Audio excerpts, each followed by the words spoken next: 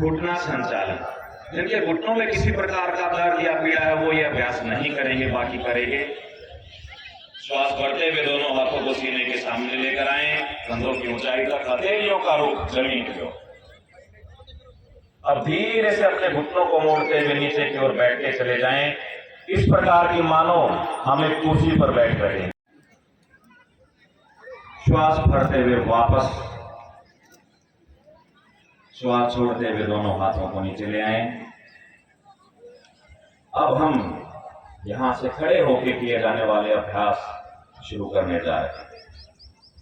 योग के बारे में शास्त्रों में लिखा है, युवा वृद्धो अति वृद्धो वा व्याधितो दुर्बलो वा पीवा अभ्यासात सिद्धिम आपनोति योग कर्मेश्वर तंत्रिका। योग ही एक ऐसी विधा है जो युवा को छोड़ दें और योग का अभ्यास करें। तो खड़े होकर किए जाने वाले अभ्यास में सबसे पहले पैरों को मिला लें। श्वास भरते हुए दोनों हाथों को सीने के सामने उठाएं। दोनों हाथों की हथेलियां उंगलियों को आपस में बांध दें। के ऊपर तक हाथों को लेके जाएं। पूरे शरीर को ऊपर की ओर खींच दें। दृष्टि किसी एक बिंदु पर लगाएं और धीरे धीरे अपनी एड़ियां भी उठा लें। आलस्य को दूर करने वाला अभ्यास, एकाग्रता बढ़ाने वाला अभ्यास। धीरे से पहले अपनी एड़ियां नीचे लेकर आएं। अब ऊपर से ही हाथों को खोलते हुए दोनों दिशाओं से नीचे ले आएं। अगला अभ्यास वृक्षासन।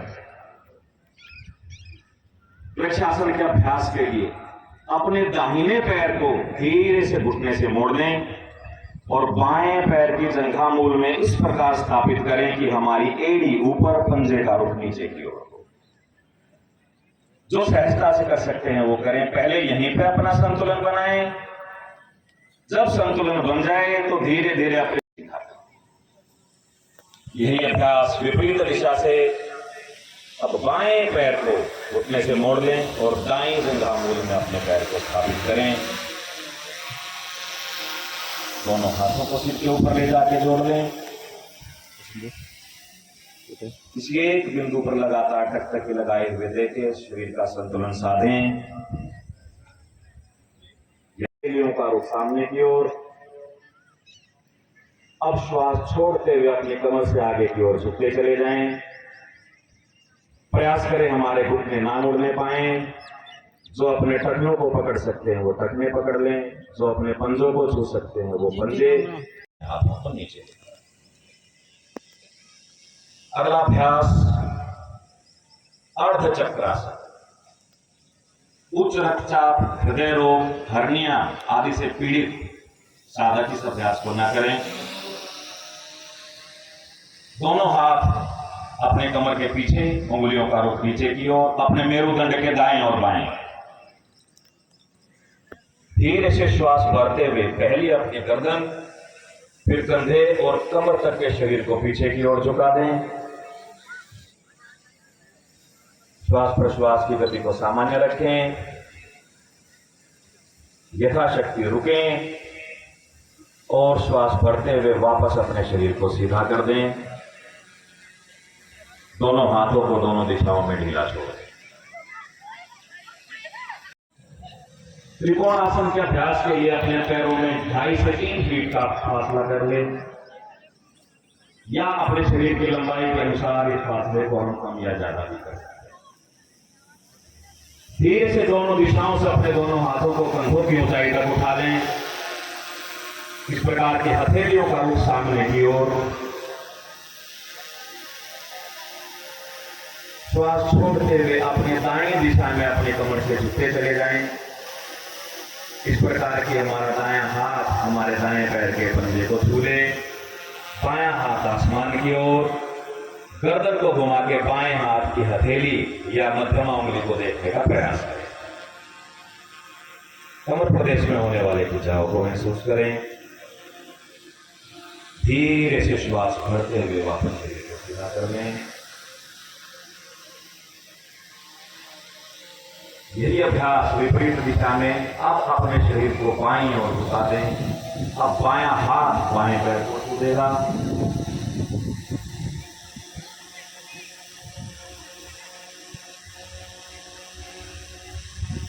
ऊपर वाले हाथ की ओर धीरे से श्वास भरते हुए अपने शरीर को सीधा कर लें। दोनों हाथ नीचे लेके आए, दोनों पैरों को वापस लेना। अब बैठ कर किए जाने वाले अभ्यासों के लिए हम धीरे से अपने स्थान पर बैठ जाएं।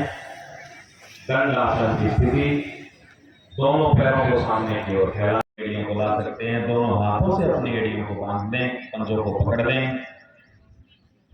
मेरुदंड को सीधा रखने का प्रयास करें। अपने घुटनों को जितना जमीन की तरफ हम ला सकते हैं उतना लेकर भद्रासन। जंघाओं की मांसपेशियों को मजबूत करता है, चर्बी को दूर करता है यह अभ्यास।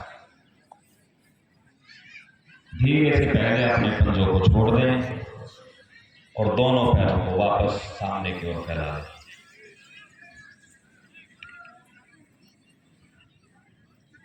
अगला अभ्यास सीने का विकास करता है, श्वास संबंधी व्याधियों को दूर करता है यह अभ्यास। धीरे से श्वास भरते हुए अपने शरीर को पुनः सीधा कर लें। यहीं से अगला अभ्यास ऊष्ट्रासन। अपने दाहिने हाथ को ऊपर से उठाते हुए दाएं पैर के पंजे को छू दें। अब बाएं हाथ से बाएं पैर के पंजे को छू दें। शरीर को अब अपने दाहिने हाथ को कोहनी से मोड़ के बाएं कंधे के पीछे रख दें और बाएं हाथ को कोहनी से मोड़ते हुए दाएं कंधे के पीछे। अपनी कोहनियों को पीछे की ओर खींचने का प्रयास करें। मेरुदंड सीधा इसके सामने। श्वास संबंधी व्याधियों के लिए अत्यंत लाभकारी अभ्यास। कमर प्रदेश की मांसपेशियों को पुष्ट करता है यह अभ्यास। धीरे से श्वास छोड़ते हुए पहले उदर, फिर सीना और फिर मस्तक नीचे लेके आए। शरीर को थोड़ा विश्राम। अगले अभ्यास के लिए स्वयं को तैयार करें। अर्धहलासन। ऐसा हमारा आपसे आग्रह रहेगा।